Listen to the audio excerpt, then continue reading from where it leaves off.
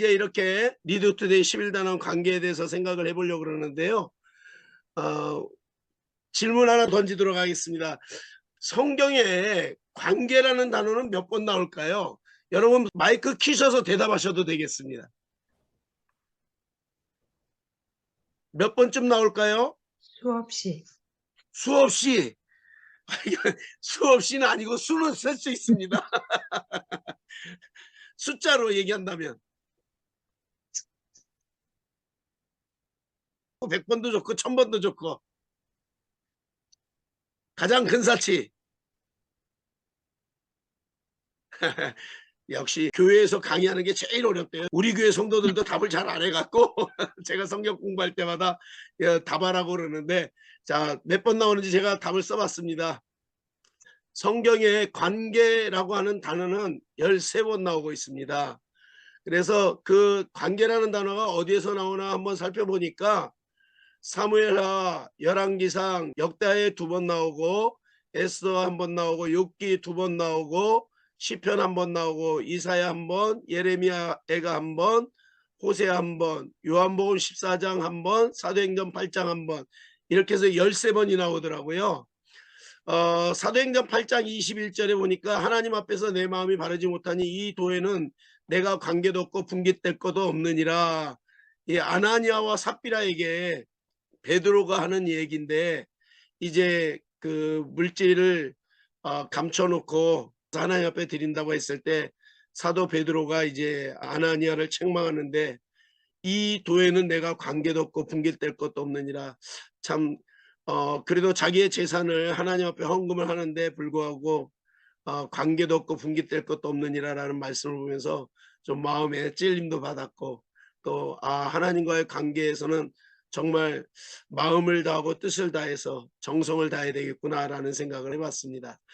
자, 우리가 그냥 관계 그러면 어떤 관계 이렇게 생각하는데, 두 가지의 관계로 한번 생각해 보았습니다. 마태복음 22장 36절에서 40절 말씀인데요. 성경을 같이 한번 읽겠습니다. 시작. 예수께서 이르시되 내 마음을 다하고 목숨을 다하고 뜻을 다하여 주 너의 하나님을 사랑하라 하셨으니 이것이 크고 첫째 되는 계명이요 둘째도 그와 같으니 내 이웃을 내 자신같이 사랑하라 하셨으니 이 두 계명이 온 율법과 선지자의 강령이니라. 예수님께서 하시는 이 말씀을 통해서 우리에게 두 가지 관계가 있다는 걸 알 수가 있는데요. 첫 번째 관계는 하나님 사랑이다.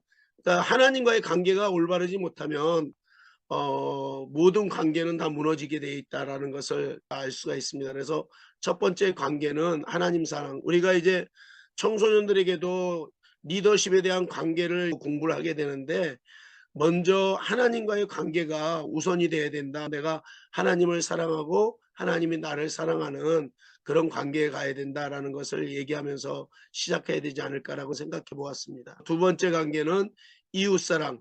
이웃을 내 몸과 같이 사랑하라. 사랑하라는 말은 섬기라는 얘기고, 섬기라는 것은 결국 우리에게 리더십에 대한 얘기를 해주고 있어서 예수님을 통해서 우리가 이웃사랑을 배울 수 있다는 것을 한번 생각해 보았습니다. 자, 첫 번째 관계 하나님 사랑을 한번 생각해 보려고 그러는데요. 어디에서 하나님과의 관계를 가장 잘 얘기하고 있을까라고 생각하다가 욥기서 22장 21절에 30절 말씀을 통해서 한번 생각을 해봤는데, 1절에 보면 너는 하나님과 화목하고 평안하라. 그리하면 복이 내게 임하리라. 또 22절은 말씀을 마음에 두라고 말씀하고 있고요. 23절은 불의를 멀리하라고 되어 있고, 24절은 보화를 티끌로 여기고 전능자를 보화로 여기라라고 얘기하고 있습니다. 하나님을 사랑하기 위해서 하나님과 화목하고 평안해야 복이 임할 텐데, 그러기 위해서는 말씀을 마음에 두고 하나님을 떠나 있는 불의를 멀리하고 보화를 티끌로 여기고 전능자를 보화로 여기면서 살아간다면 하나님을 사랑하는 것이 아닐까라는 생각을 해보았습니다.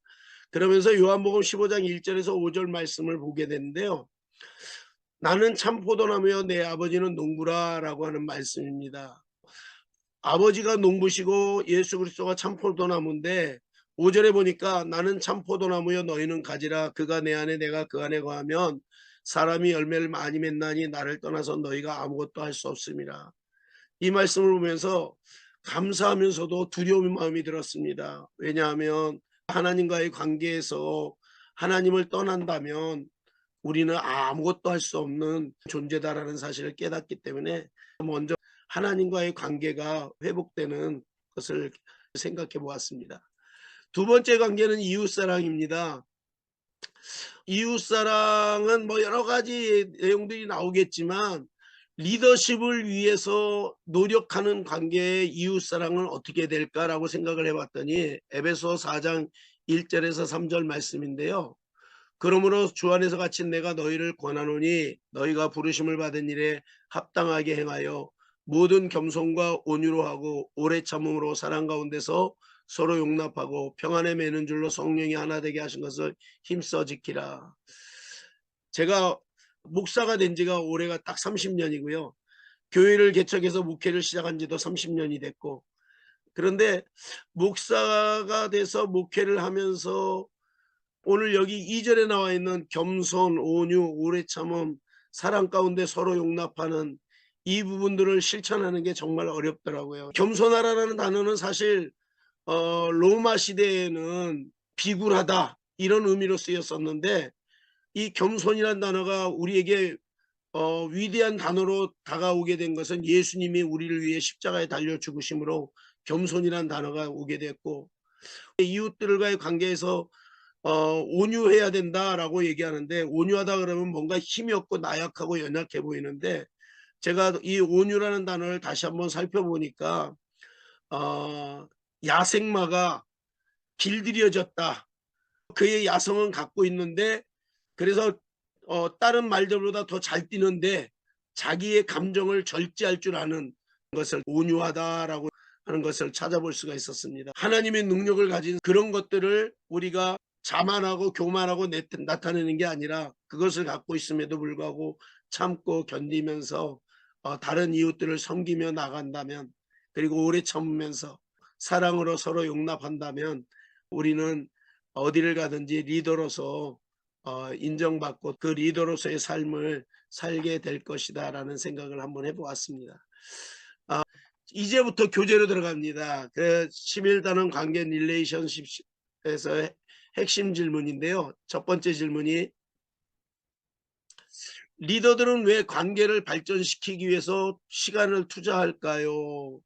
교사형 35쪽에 있는 질문인데요. 리더들은 왜 관계를 발전시키기 위해서 시간을 투자할까요? 여러분들은 어떻게 생각하십니까?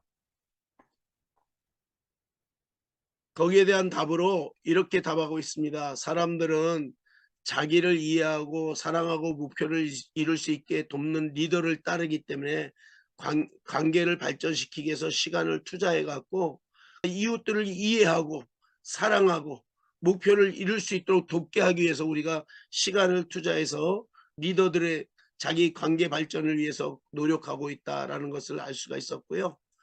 또 한 가지 질문은, 왜 앞으로 리더가 될 사람이라면 다른 사람들을 섬겨야 될까? 예전엔 끌고 가는 리더, 우리 허정학 장로님이 예전 강의 중에 아마 말씀하셨는지 잘 모르겠는데요. 끌고 가는 리더가 있는가 하면 섬기는 리더가 있다라고 하는 건데요. 다른 사람들을 섬겨야 될까라고 하는 질문을 보는데, 사람들을 섬기는 것은 그들의 삶에 나를 투자하고 그들이 성장하고 성공해가는 모습을 볼 수 있기 때문에 즐거움을 준다. 그래서 그들의 삶에 나를 투자하고 그들이 성공하고 성장해가는 모습을 보기 때문에 내가 즐겁다라는 것을 알 수가 있는데, 교회 안에서도 그런 모습을 많이 발견할 수가 있습니다.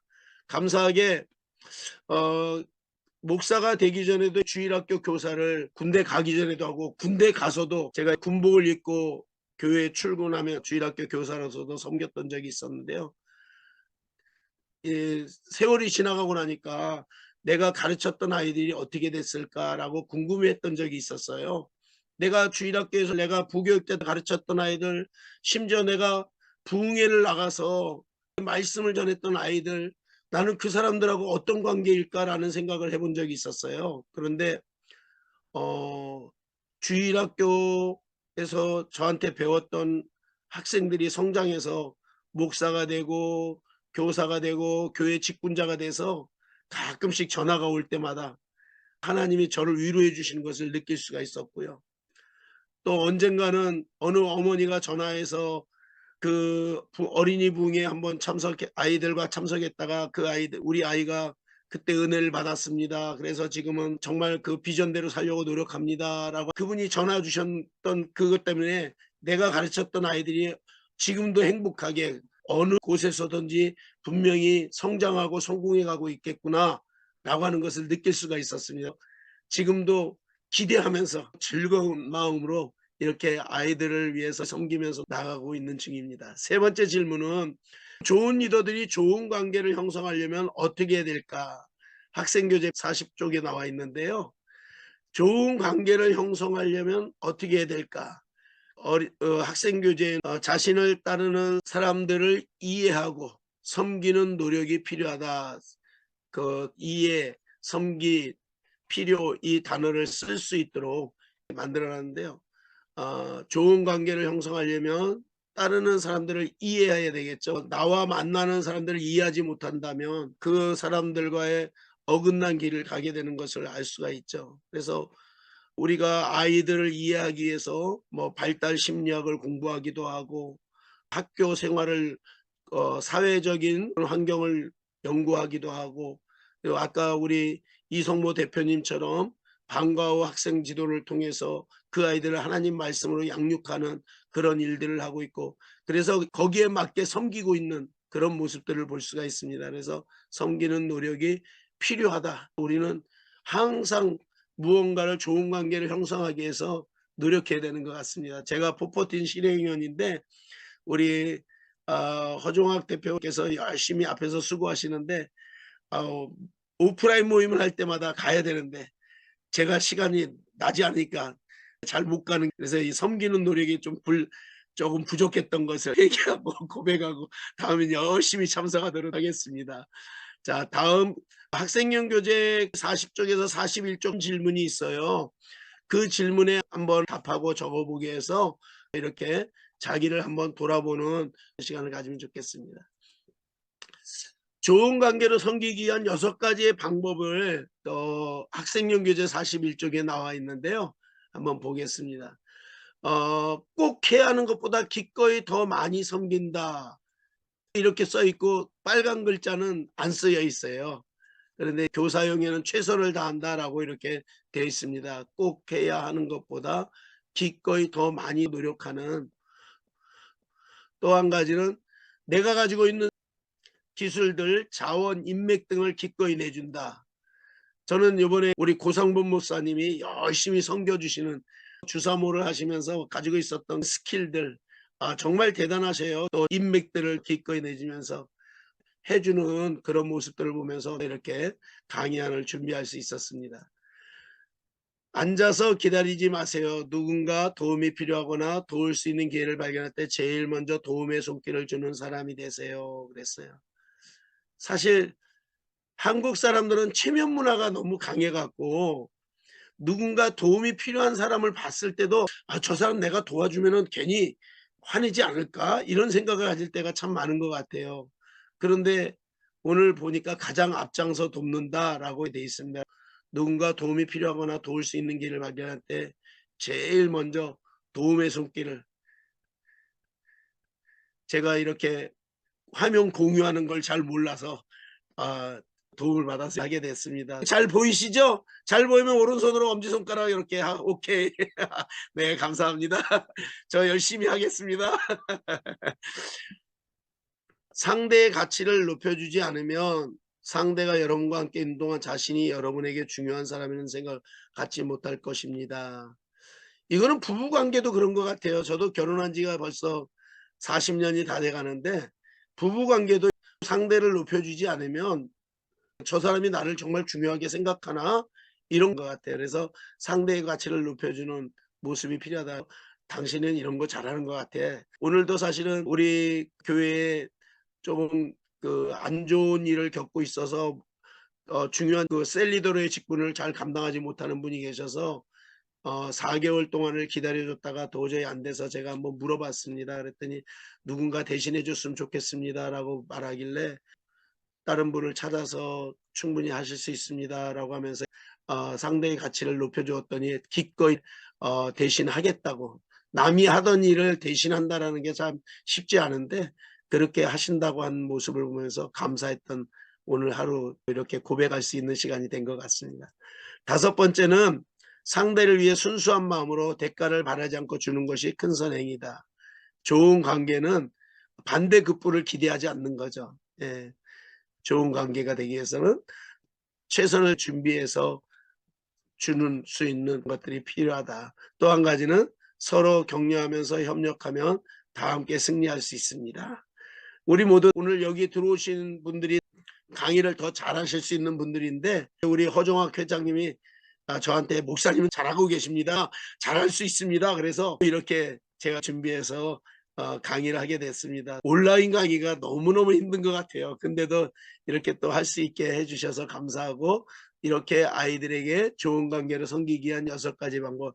맨 앞에 빨간 글씨만 같이 한번 읽어보면 좋겠습니다. 시작. 최선을 다한다. 사람들이 스스로 할 수 없는 일을 해준다. 가장 앞장서 돕는다. 상대의 가치를 높여준다. 반대급부를 기대하지 않고 준다. 사람들이 성공할 수 있게 돕는다. 네, 감사합니다. 이상인 선생님 감사합니다.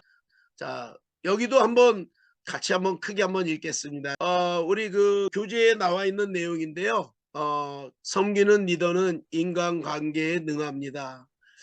인간관계에 능한 모습으로 살아가고 싶은데 섬기면 되더라고요. 보니까 오늘 교재에도 그게 나와 있습니다. 예수님은 사람들을 이해하고 섬겼던 대표적인 리더상입니다. 그래서 우리가 예수님을 닮아가는 모습, 저는 빌립보서 2장에 나와 있는 예수님의 모습을 통해서 배우고 노력하려고 하고 있는데 아이들에게도 이런 모습들을 가르쳐주고 앞에 서 있는 대표나 뭐 반장이 아니라 예수님이 대표적인 리더상이다 라고 알려주면 좋을 것 같습니다. 맥스웰 목사님은 교사형 교재 36쪽에 또 학생용 교재도 있는데 남을 돌보지 않는 사람은 아무리 유식해도 사람들의 인정을 받지 못한다. 이렇게 말씀을 하시면서 남을 돌보지 않는 사람은 아무리 유식해도 공부를 아무리 많이 해도 남을 돌보지 않으면 소용이 없다. 가지고 있는 것을 가지고 섬기지 않으면 사람들의 인정을 받지 못한다라고 하는 것을 생각해 볼 수가 있었습니다. 제가 한번 그 말씀 읽기에 있는 내용을 요약해서 한번 넣었는데요. 예수님의 섬기는 리더십에 대해서 근데 여러분들이 보면서 예수님이 하신 말씀에 밑줄을 치고 행동에는 동그라미를 그려보세요 라고 이렇게 했는데 한번 읽으면서 생각해 보겠습니다. 예수님은 사람들을 헤아리고 섬기는 리더의 가장 대표적인 모범이시다. 지상사역을 마치시기에 앞서 예수님께서 제자들에게 마지막 사랑과 섬김의 본을 보이셨다. 잡수시던 자리에서 일어나 겉옷을 벗고 수건을 가져다가 허리에 두르셨다. 그리고 대야에 물을 담아다가 제자들의 발을 씻기고 그 두른 수건으로 닦아주셨다. 시몬 베드로의 차례가 되자 주님께서 내 발을 씻기시옵니까? 질문하자 예수께서는 내가 하는 일을 지금은 내가 알지 못하나 나중에는 알게 될 것이다 말씀하셨다. 베드로는 다시 예수께 아닙니다. 내 발은 절대로 씻기지 못하십니다. 라고 말했다. 그러자 예수께서 내가 너를 씻기지 아니하면 너는 나와 상관이 없다고 말씀하셨다. 예수께서 제자들의 발을 씻겨주신 뒤에 옷을 입으시고 식탁에 다시 앉으셔서 그들에게 말씀하셨다. 내가 너에게 한 일을 알겠느냐? 너희가 나를 선생님 또는 주님이라고 부르는데 그것은 옳은 말이다. 내가 사실로 그러하다. 주이며 선생님 내가 너희의 발을 씻겨주었으니 너희도 서로 남의 발을 씻겨주어야 한다. 내가 너희에게 한 것과 같이 너희도 이렇게 하라고 내가 본을 보여준 것이다. 내가 진정으로 너희에게 말한다. 종이 주인보다 높지 않으며 보냄을 받은 사람이 보낸 사람보다 높지 않다. 너희가 이것을 알고 그대로 하면 복이 있다. 말씀 마가복음 9장 35절 37절 말씀과 13장 요한복음 13장 1절에서 12절까지 말씀인데요. 이 말씀을 가지고 이제 우리 아이들하고 같이 읽으면서 줄을 긋고 동그라미를 치면서 아이들에게 말씀에 집중하도록 그리고 나누는 시간을 가지도록 하면 좋겠습니다. 자, 묵상 질문이에요. 자, 베드로는 왜 예수님에게 자신의 발을 씻지 말라고 했습니까? 여러분, 이 질문을 통해서 말씀을 읽으면서 그 말씀에 있었던 내용을 다시 한번 생각해 보는 시간을 가지면 좋겠고요. 두 번째는 베드로는 왜 마음을 바꾸게 되었나요? 베드로가 왜 마음을 바꾸게 됐죠? 예수님이 안 씻으면 넌 나와 상관이 없다고 하니까. 우리 중요한 거라고 생각합니다. 왜냐하면 우리가 예수님과 관계가 없으면 아무것도 아니잖아요. 그래서 베드로는 그렇게 마음을 바꾸게 되었고요. 예수님께서 제자들의 발을 씻기시는 이유에 대해서 어떻게 설명하였습니까? 이 질문을 통해서 우리를 보고 섬기도록 이렇게 만드신 내용을 생각해 볼 수가 있었습니다.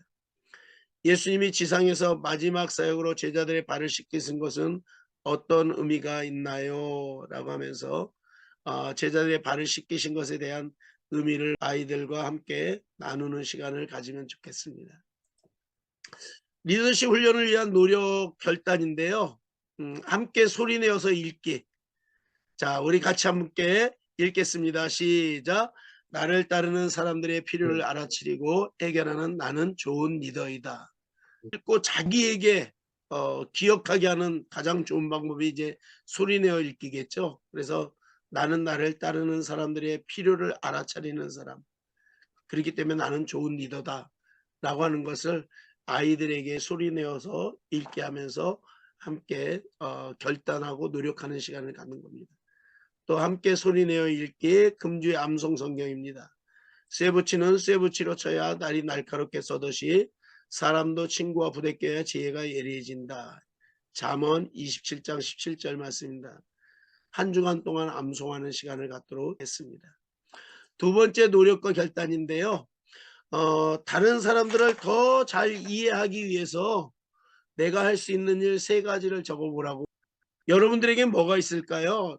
사람들을 더 잘 이해하기 위해서 내가 할 수 있는 일. 제가 우리 성도들한테 질문을 이렇게 내가 할 수 있는 세 가지 적으면 이렇게 좀 기도 아이들에게 질문을 한다면 어떤 답이 나올까 한번 생각해 보게 하고요. 결단과 실천. 자, 자기 이름을 넣어서 한번 이렇게 같이 결단하는 겁니다. 시작. 신진서는 마음처럼 잘 섬겨지지 않는 사람이다. 이번 한 주간 나는 하나님께 섬기는 자의 마음을 달라고 기도할 것이다. 그 사람과 대화를 시작할 용기와 잘 섬기는 방법을 달라고 기도할 것이다.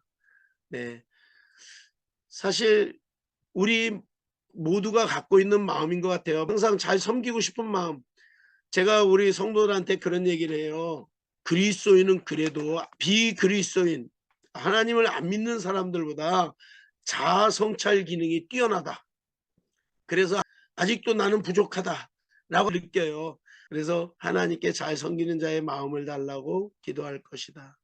그리고 대화를 시작할 용기와 잘 섬기는 방법을 달라고 기도할 것이다. 자, 여기에 자기 이름을 넣어도 되겠고요. 내 친구 이름을 넣고 그 사람은 정말 내가 섬기기 힘든 사람이야. 그죠? 그래서 이번 한 주간 그 사람을 섬기는 마음을 달라고 기도하겠습니다. 그 사람과 대화를 시작할 용기와 잘 섬기는 방법을 달라고 기도하겠습니다. 자아 성찰 기능을 이용해서 정말 내가 힘들어하는 사람이 있다면 그 사람을 생각하면서 이렇게 해보는 거죠. 이제 아이들과 함께 기도하고 마무리를 하는데요. 자, 여기 나와 있는 기도문을 읽고 오늘 강의를 마치도록 하겠습니다. 시작. 주님, 저에게 사람들을 보내주시니 감사합니다. 제가 긍정적인 관계를 쌓을 수 있도록 도와주세요.